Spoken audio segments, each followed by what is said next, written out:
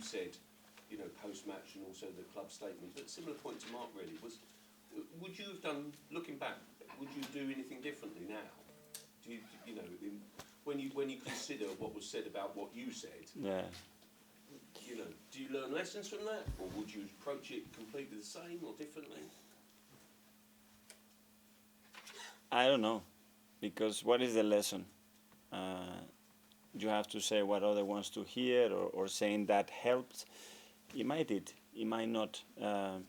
But that's me, and I said what I felt in the moment and how I felt it. And you get criticized by being honest, and many other people, they fully agree with that. So you know that when you talk publicly, you're not going to please everybody.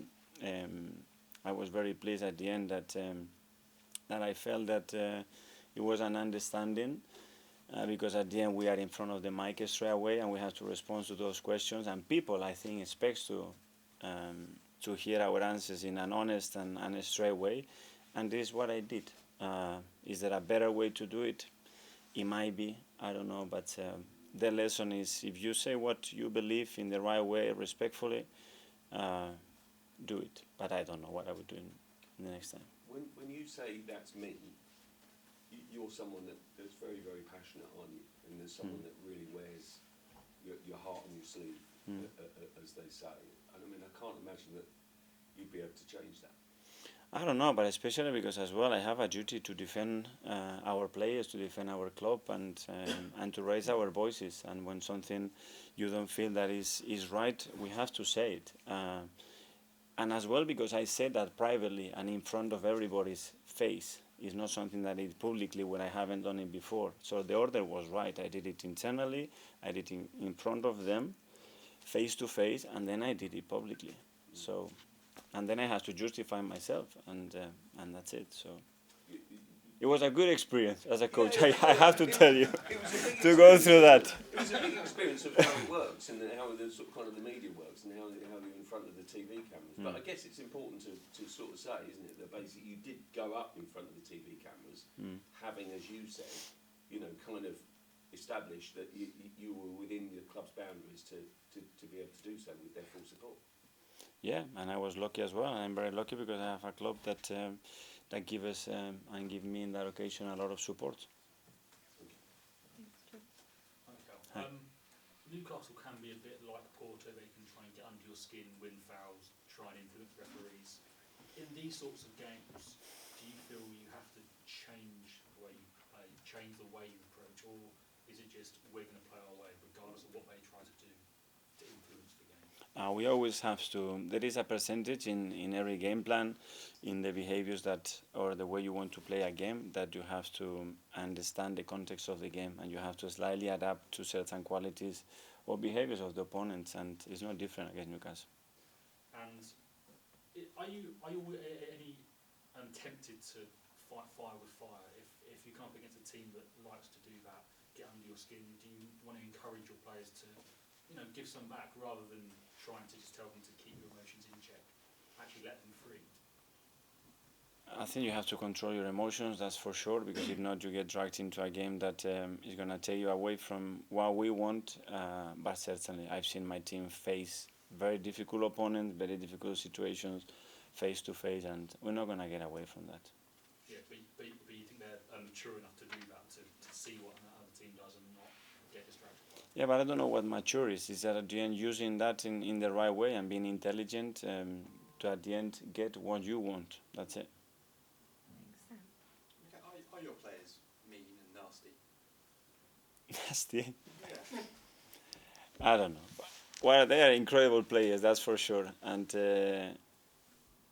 I think this team has got enough intelligence and enough experience to deal with many situations now. I think, as Simon said, people might look at the team and think, oh, they're nice guys. They seem friendly, very polite. You could take them home to dinner and everyone will be happy. But do you want them to have that kind of... Yeah, but when we play Liverpool at home or Man City, after you guys said it's incredible how they compete, how they go, how aggressive they are, this and that. And yeah, I don't know. And just on Gabby Jesus, what's the... Because obviously when he missed the game after Forest, it was a few days and it's been a bit longer. And obviously this knee thing's been going on. Yeah. for some time. What's happening?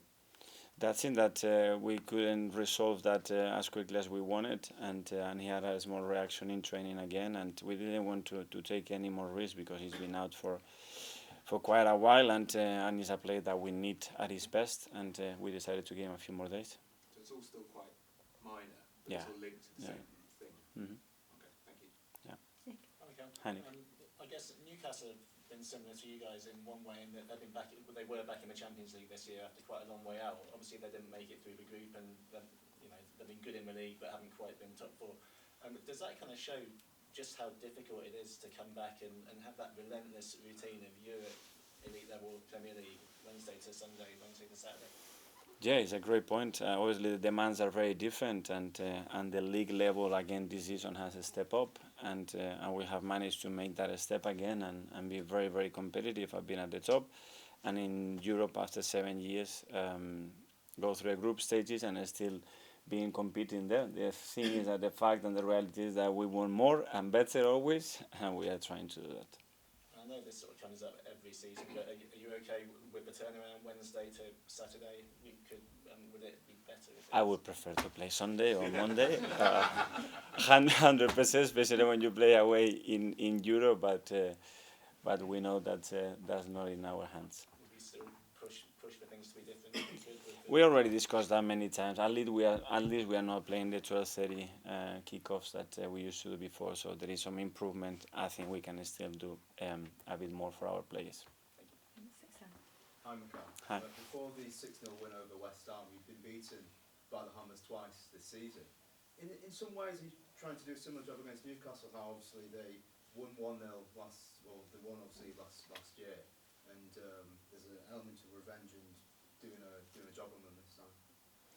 Again, as I said, there is a story always there linked to the team that you are facing, and we have beat them twice. You know that they're gonna try to beat you in the third time, and you have to have another kind of preparation, sometimes mentally as well. But it's clear, and especially after what happened in Porto, and the desire of the players to make a statement now. And from that game against Newcastle, what do you learn from your players? Because players like Kai Havertz, for example, he showed a lot of passion, emotion. I think you credited him soon after that game with the fight he showed. What did you learn from players like that in that game? Yeah, it was a really competitive match, and I think the team performed really, really well. Obviously, the results show something different, in my opinion, to what we deserved, and that's a learning as well. But the margins against them in recent games, they've been very small. With Arsenal nearly having their full squad back in the next coming weeks, in some ways, do you think it's premature for people to say that Arsenal are third in this title race? With obviously the players coming back, are you more than just a third runner in this race? I don't know. We are there. We want to be there, and we want to be first. That's for sure. Thank you. Finally, John. Hi, Mikel. You mentioned earlier that the best teams have got to be tricky, smart and streetwise, but that has to be developed. Could you give us an outline of how a coach develops that? How do you do that? There are ways to do it.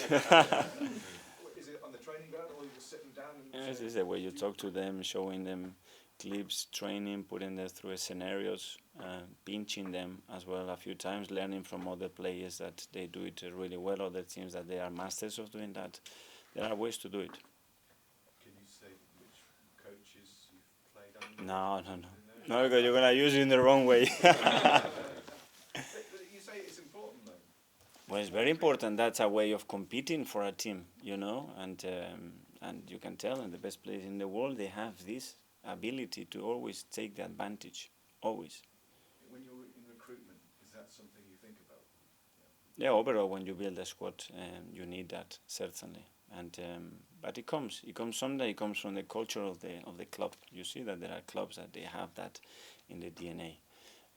It's not something that you directly link to Arsenal, that's for sure. But it's something that has to be developed. That's something that's been lacking then? Sorry? That's something that has been lacking? We had many other things. Like other clubs, they don't have a lot of things that we do. So you want to have the best of the best, and that's the aim.